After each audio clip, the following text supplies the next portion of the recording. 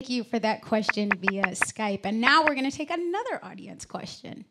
And in fact, we want to be more specific about this one. We'd like to hear your thoughts on these double standards of beauty and women.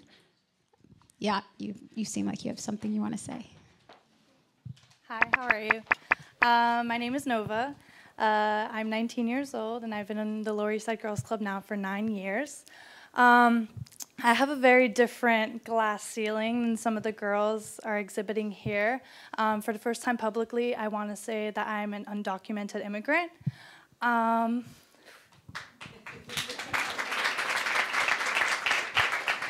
It'll be easier the second time.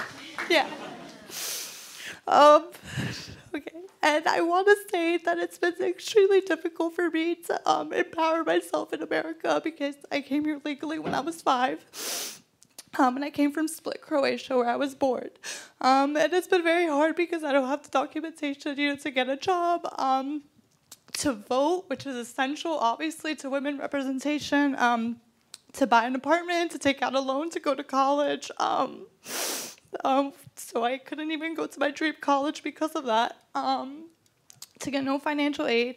And I want to ask what, in your stance, is essential for immigration reform, because girls like me, and I'm not the only one here, you know, there are 11 million people standing behind me here, and I could just only imagine how many girls there are who can't fully empower themselves, especially in America, because we immigrated here. And if we really look at our history, we're all a room of immigrants, and the only people that were here were Native Americans.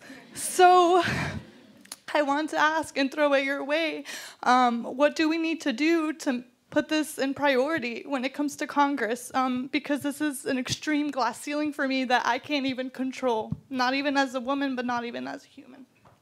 Thank you. Oh, Nova.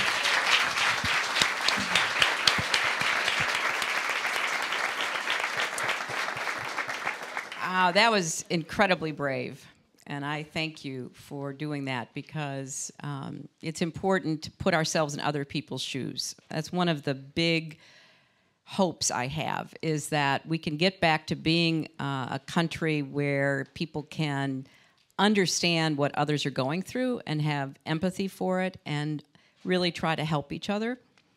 The first thing I would say is, you know, there is a program for young people who were brought here as children to sign up and be given a legal status, and I hope you will do that. And if you can't, come talk to us afterwards and we will help you figure that out. But secondly, I believe strongly we are missing a great opportunity by not welcoming people like you and 11 million others who have made contributions to our country into a legal status, so you don't have to worry. You can go to school, you can work, you can pursue your dreams. And I am strongly in favor of the legislation that passed the Senate. It was bipartisan. That's rare these days. It passed. And unfortunately, the House of Representatives has not taken it up. And I think that's a big missed opportunity for our country, because part of the reason we're going to do really well in the 21st century is because we are a nation of immigrants, and we keep attracting people like you and your family who want to make a contribution.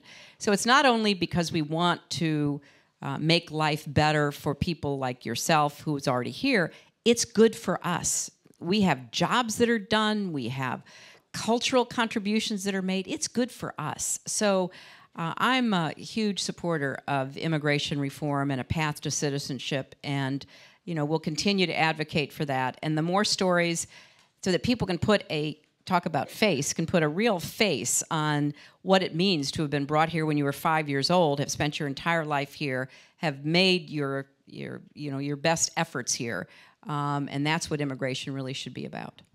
And I would just say, I think there's probably